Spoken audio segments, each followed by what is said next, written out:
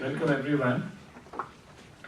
ISAS has great pleasure in welcoming Senator Akram Zaki, not only a policy implementer but also a policy maker and a political leader, if I may say so, as a senator.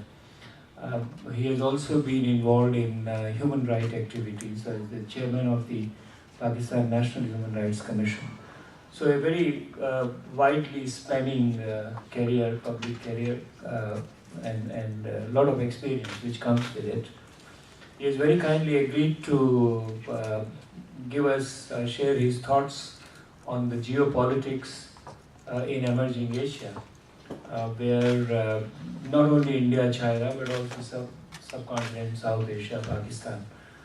Look forward to your presentation, sir. And then we will have some question answer interaction at the end. May I present Senator Zaki to you, please?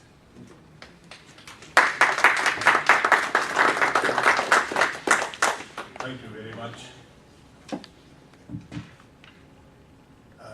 It's a great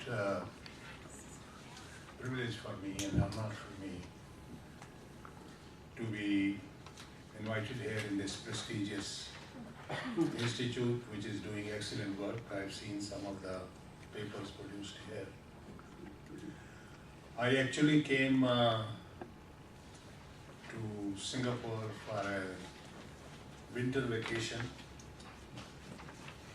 and my dear friend, our High Commissioner, graciously arranged this with your kindness. So I will think aloud and share my thoughts with you. We're passing through very interesting times. There has been a very perceptible change in the 21st century, where the importance of Asia has tremendously increased. Towards the end of the 20th century, there was a paper written called American Century. And then lots of plans were drawn. But very soon people started being skeptical and started talking of an Asian century as the 21st century. And there are three basic reasons. One, United States and Europe gone through economic crisis, while the two large Asian countries, China and India, made tremendous economic progress. And other Asian countries, Malaysia, Indonesia, have also started making rapid economic progress, in addition to what Japan and Korea had already done. So the balance of economic power definitely shifted from Atlantic Europe to Asia Pacific. And with that, the center of gravity of politics has also shifted substantially. And one reason is that after the collapse of the former Soviet Union, Europe, which was the dividing line, that dividing line vanished, and Europe virtually had lost the threat to its security that existed in the past. And the problems shifted more to the Middle East and to South Asia, with Afghanistan being the focal point.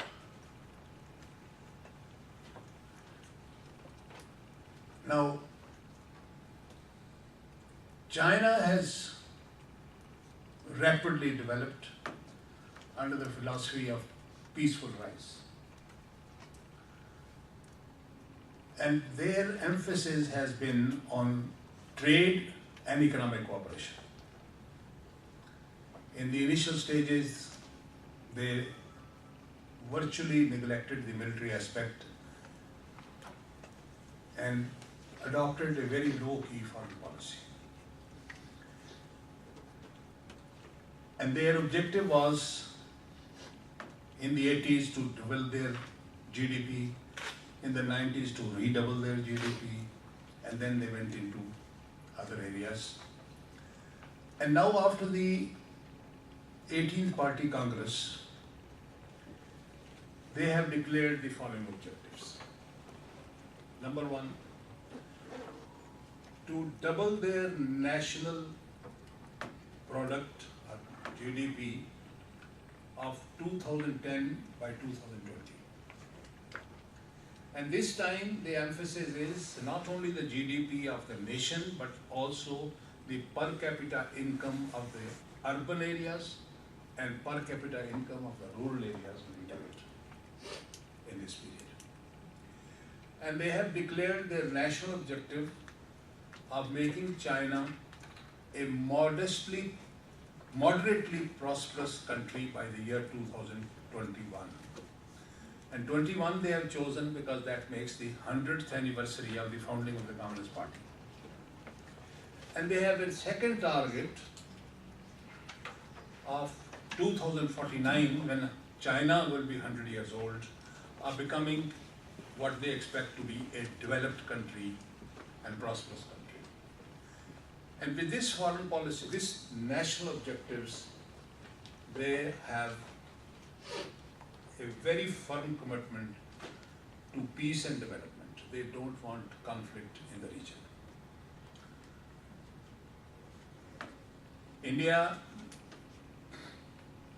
also has made tremendous progress economically, and a new strategic relationship with the United States has been built.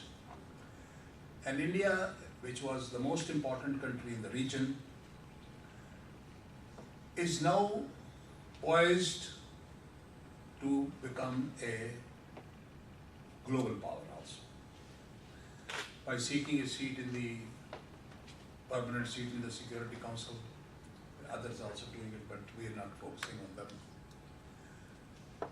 And also taking considerable interest in the evolving situation in Afghanistan. They had remained out of Afghanistan during the Soviet intervention by supporting, by and large, the Soviet moves passively. But now they are actively involved in any future settlement of Afghanistan. Now, with the rise of these Asian powers, the United States has also taken last year a new turn. And their new term is what they call Asia Pivot Policy. Asia Pivot Policy, their one objective is to increase their naval presence, gradually develop that 60% of the US Navy will be brought in this region. They are seeking, without taking over, the use of old bases in the Philippines, in Vietnam, and in other countries, and they have strengthened their military presence in the region, including Australia, and I understand a little bit also Singapore. So the United States approach is primarily a military approach. And one of the experiences that they had in Iraq was United States, after the collapse of the Soviet Union, adopted the doctrine of unilateralism. But unilateralism has practically collapsed. And they have moved from unilateralism into collective action with other countries. NATO has become one of the major instruments of collective action in certain areas, as we saw in North Africa and the Middle East. And in this region, they are moving for collective action by encouraging countries friendly to them to take a joint policy of being concerned about China's rise. So, the Philippines, Vietnam, and ASEAN countries are being encouraged, and more than anybody else, Japan is especially being encouraged to take a more proactive policy in the region. It was not in the nature of the Japanese politics, but now you see Japan is slightly involved with Russian Federation, it's involved with China, it's even involved with Korea. So Japan is being a part of the collective after unilateralism. They don't say their objective is to contain China. They used to say that. Now they are a bit more careful. They say we want to manage our relations with China. The word containment has been partly abandoned. Some use it still. And they say we should collectively manage the growth of China. And naval presence, although it's primarily focused on China, they explain modestly that it is primarily for North Korea. Their policy explanations are more focusing on North Korea.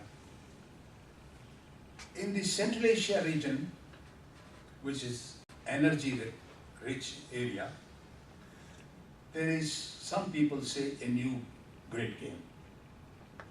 But there is certainly a competition between the major powers in Central Asia.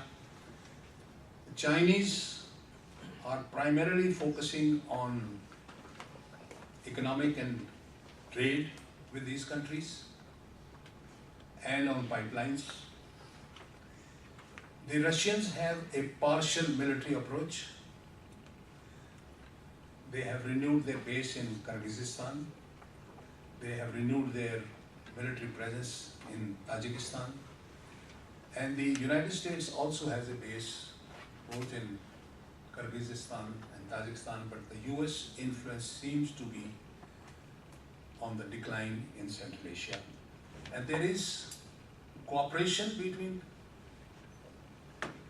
Russia and China in this region, but there is also a competition between Russia and China in the Central Asian region.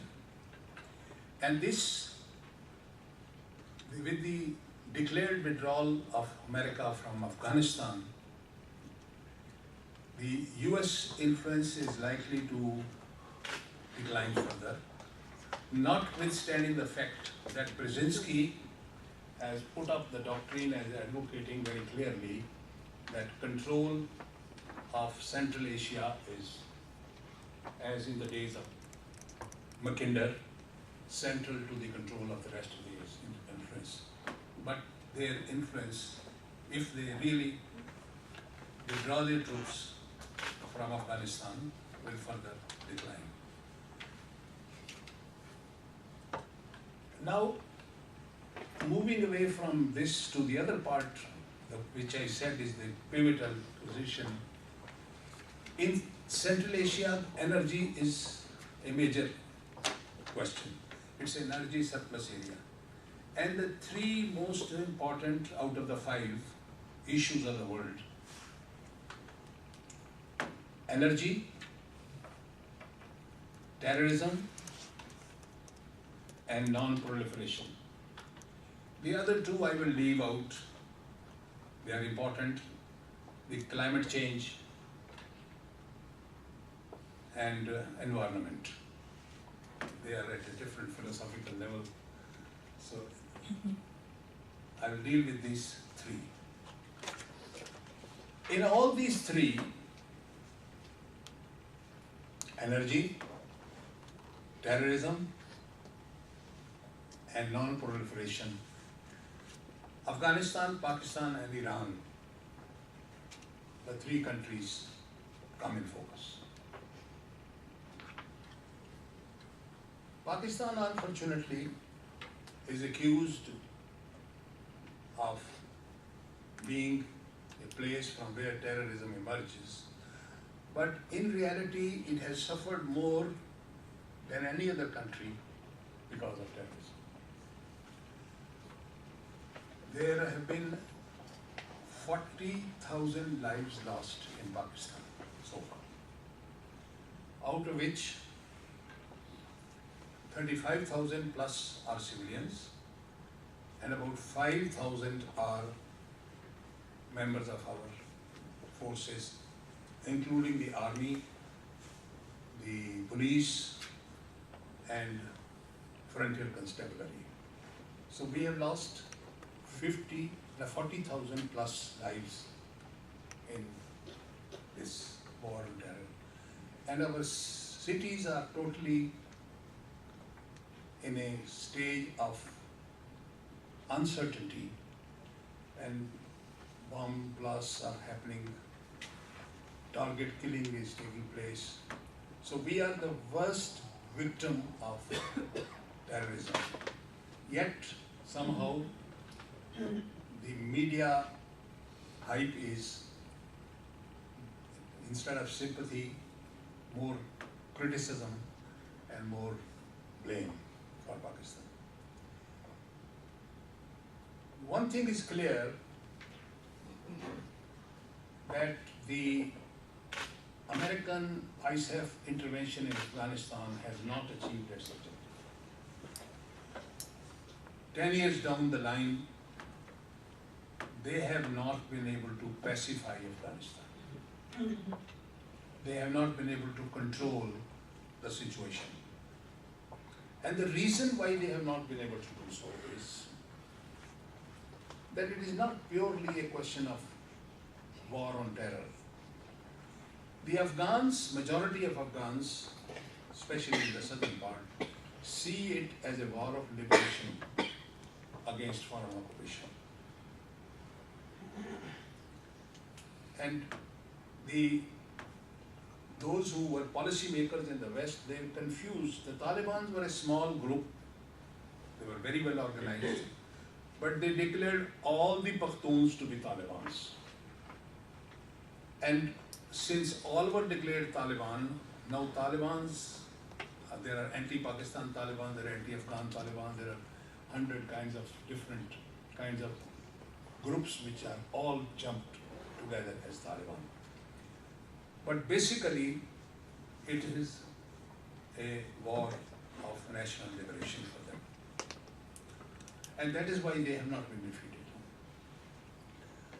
Now, Pakistan has come under pressure from the United States.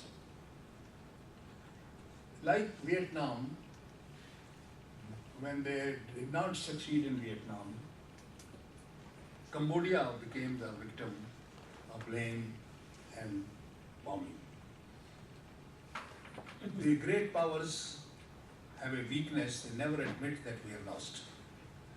So they find a scapegoat to justify to their own people their failure or apparent failure, which they don't admit as failure. And in this case, their failure in Afghanistan, like their failure in Vietnam, was placed on the shoulders of Cambodia. Their failure in Afghanistan is placed on the shoulders of Pakistan. Notwithstanding the fact that Pakistan has fully cooperated with them. The Afghan problem cannot be solved without the cooperation of Pakistan and Iran together. Because we are the two countries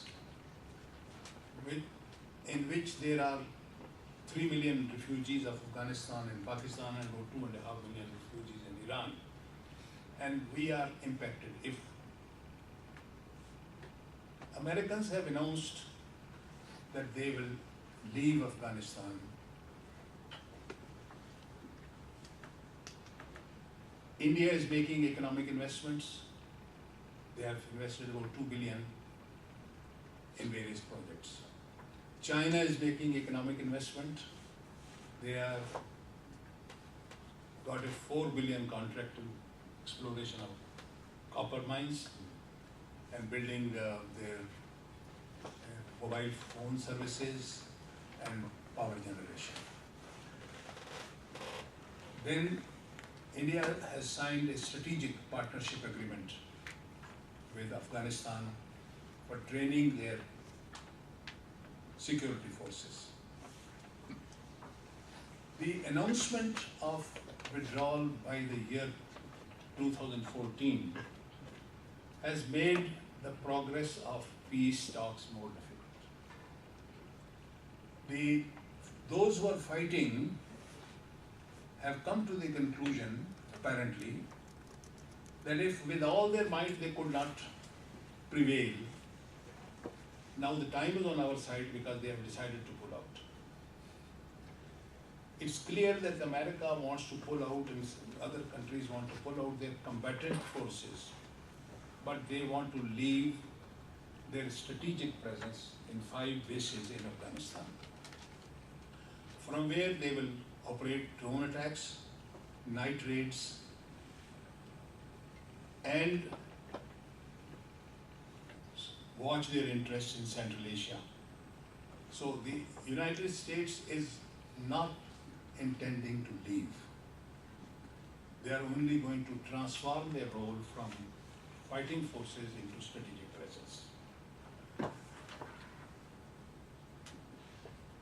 The other conflict, which is also a great impact on Asia, is what is generally known in the name of Arab Spring.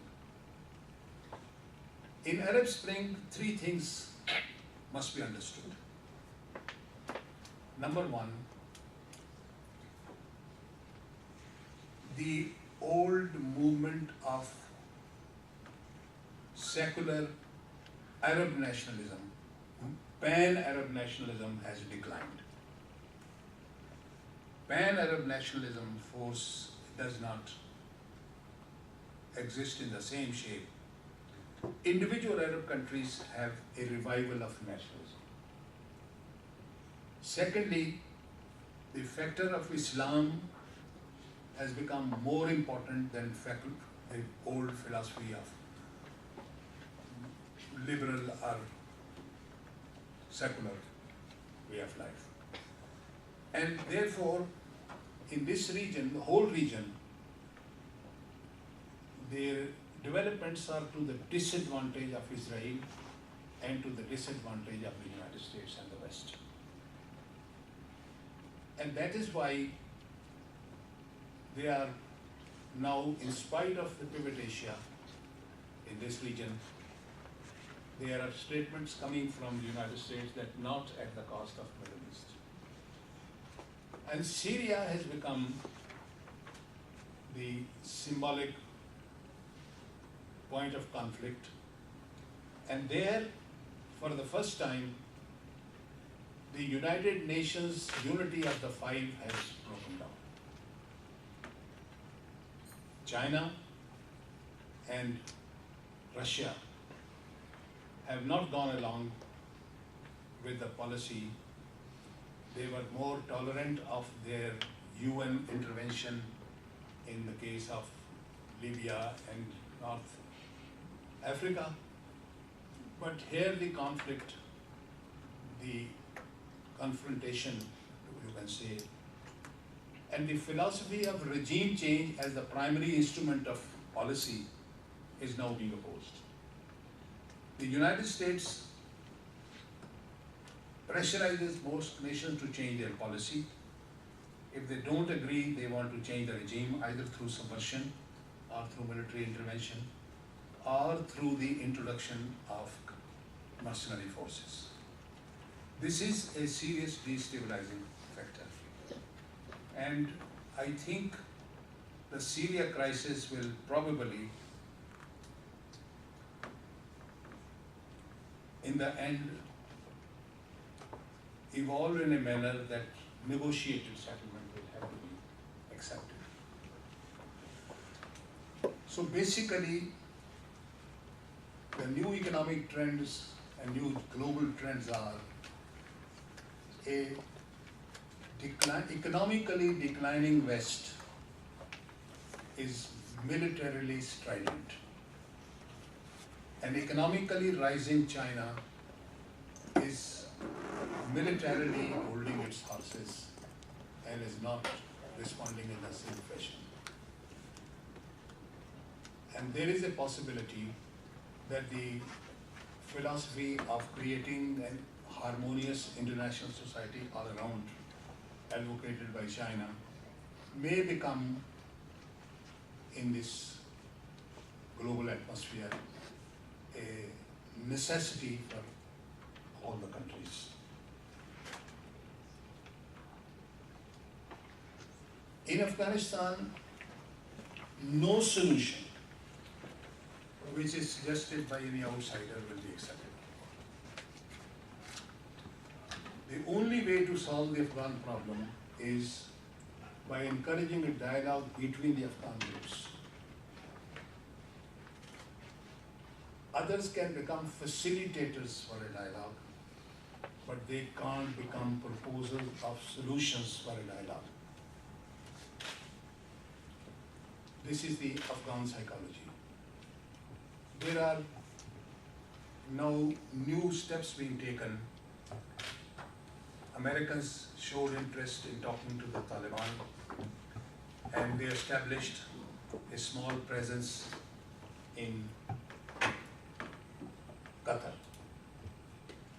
But that dialogue has not proceeded.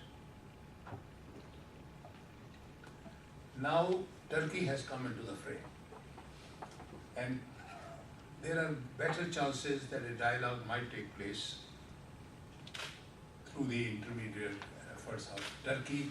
And this is so because Turkey is, one, an Islamic country, second, it is also a member of NATO, and hence acceptable to the West.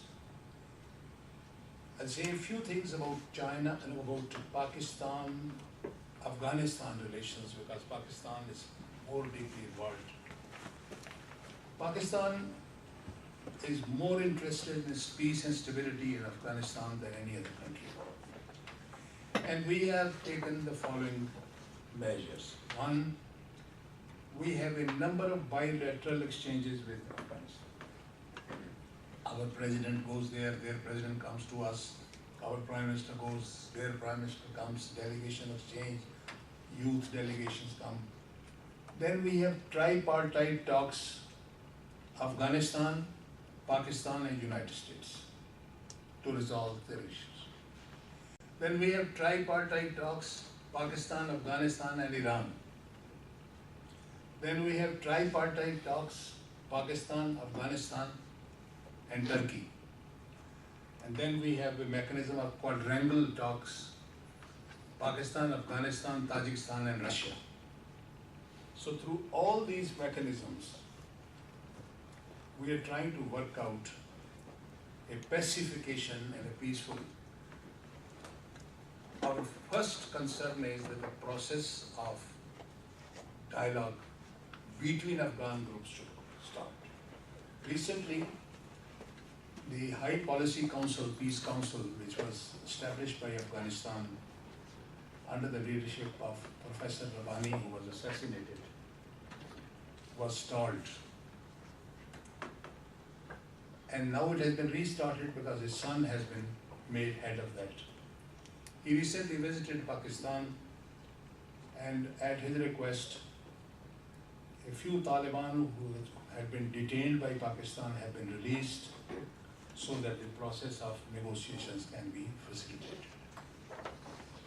So our efforts for settling Afghanistan are multidimensional. An important thing is India-Pakistan relationship, in which the major powers also play a role. India-Pakistan equation vis-a-vis United States, India-Pakistan's equation vis-a-vis China, India-Pakistan's equation vis-a-vis the Russian Federation are all interplay. Our dialogue, which was started from 2004, came to a sudden end after the unfortunate events of Bombay. And then for 2 years, there were accusations and counter-accusations and stalling. In 2010, the dialogue was restarted. And gradually, in the last 2 years, there has been substantial easing of tensions between India and Pakistan. We have agreed to give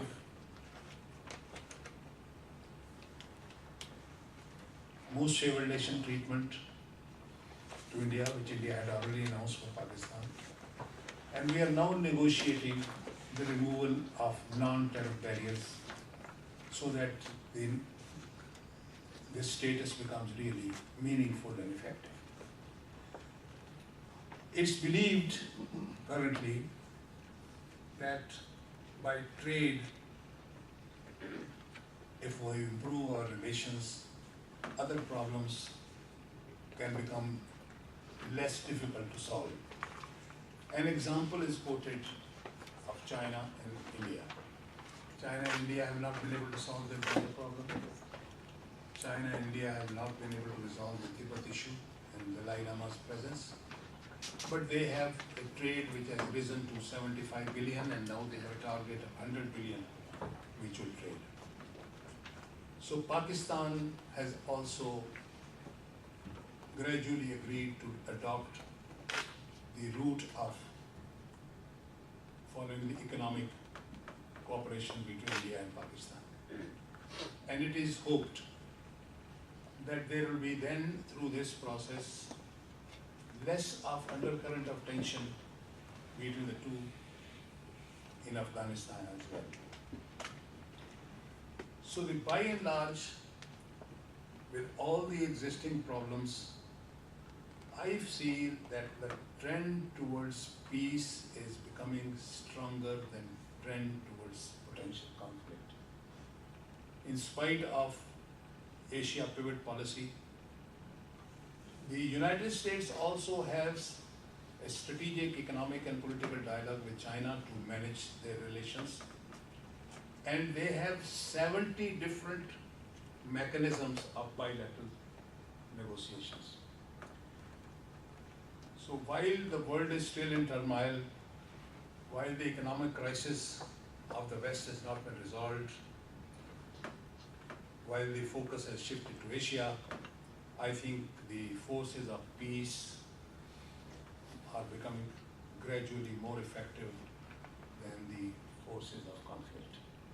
So I'm an optimist, and I see Asia playing a constructive role in global politics. I think that is Thank you. Thank you, Senator. I think you have... There is one more point I wanted to say, but that's not part of the speech.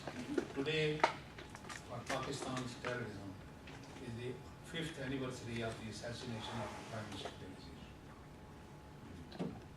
This is the day she was killed. So we have been giving victims of highest level also. Well, thank you very much for putting a full plate of issues before us, ranging widely on all the Asian aspects. You have been very kind, insightful in telling us about the Afghan conflict, about the Arab Spring.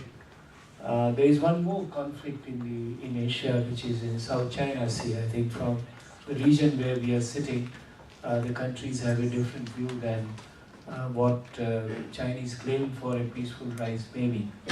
Maybe we will discuss that also in the issue. You were also emphasizing the